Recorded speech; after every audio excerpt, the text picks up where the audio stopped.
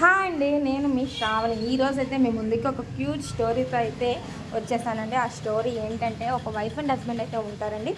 ఆ వైఫ్కి అయితే వంటలు అస్సలు చేయడం అయితే రాదు. అలా అని వంటలు చేయడం రాకపోయినా సరే తన భర్త కోసం అయితే ఏదో ఒక విధంగా వంటలు చేస్తూనే ఉంటుంది. ఎంత వంటలు చేసినా కూడా అవి టేస్ట్గా రావు. కానీ ఆ భర్తకు పెట్టేటప్పుడు భర్త కూడా ఎటువంటి కామెంట్ చేయకుండా నీ వంట చాలా బాగుందని చెప్పి తినేస్తూ ఉంటాడు. సో తను అలా చేస్తూనే ఉంటుంది.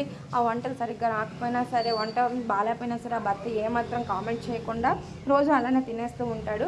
తను ఎందుకు అలా చెప్పడం లేదు అనేసి తను ఒకరోజు అయితే ట్రై చేద్దామనేసి, ఈరోజైనా చెప్తాడా లేదా అని ట్రై చేద్దామని పాయసం చేస్తుంది. ఆ పాయసంలో అయితే షుగర్కి బదులుగా సాల్ట్ వేస్తుందండి. ఆ సాల్ట్ వేసేసి పాయసాన్ని అయితే తయారు చేస్తుంది. భర్త వచ్చిన తర్వాత ఆ పాయసాన్ని అయితే భర్తకు పెడుతుంది. ఆ పాయసం తినేసి కూడా ఆ భర్త ఏమాత్రం రియాక్ట్ అవ్వకుండా పాయసం చాలా బాగుందనే చెప్తాడు. అయితే పాయసం బాగుందని చెప్తాడు. నువ్వు అబద్ధం చెప్తున్నావు, ఎందుకంటే నేను ఆ పాయసంలో అయితే షుగర్ వేయలేదు, షుగర్కి బదులుగా సాల్ట్ వేసాను, అయినా కూడా పాయసం సాల్ట్గా ఉందని ఏమాత్రం అనకుండా పాయసం చాలా బాగుందని చెప్తున్నావు. ఎందుకు ఇలా నువ్వు నన్ను అంతలా సపోర్ట్ చేస్తున్నావు అంటే, ఇప్పుడు నీ కోసం నువ్వు నా కోసం, నీకు ఏ వంట రాదు ఆ విషయం నాకు తెలుసు. ఏ వంటలు కూడా రాకపోయినా సరే నువ్వు నా కోసం అయితే వంటలు బాగా చేయడానికి ట్రై చేస్తూనే ఉన్నావు. ఏ వంటలు రాని నువ్వే ఇలాగా ఇప్పుడు ఈ విధంగా చేస్తూ ఉంటే, అలా ఏదో ఒక విధంగా నువ్వు వంటలు బాగా చేస్తూ ఉంటావు కదా.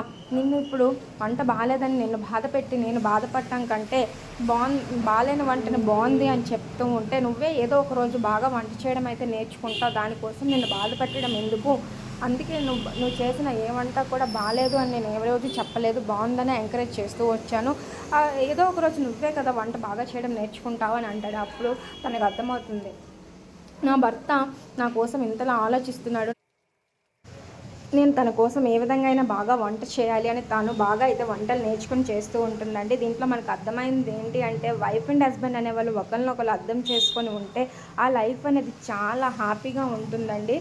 సో ప్రతి ఒక్కరు కూడా ఒకళ్ళు ఈగో పక్కన పెట్టి ఒకరినొకరు అయితే బాగా అర్థం చేసుకొని లైఫ్లో హ్యాపీగా ఉండండి. బాయ్.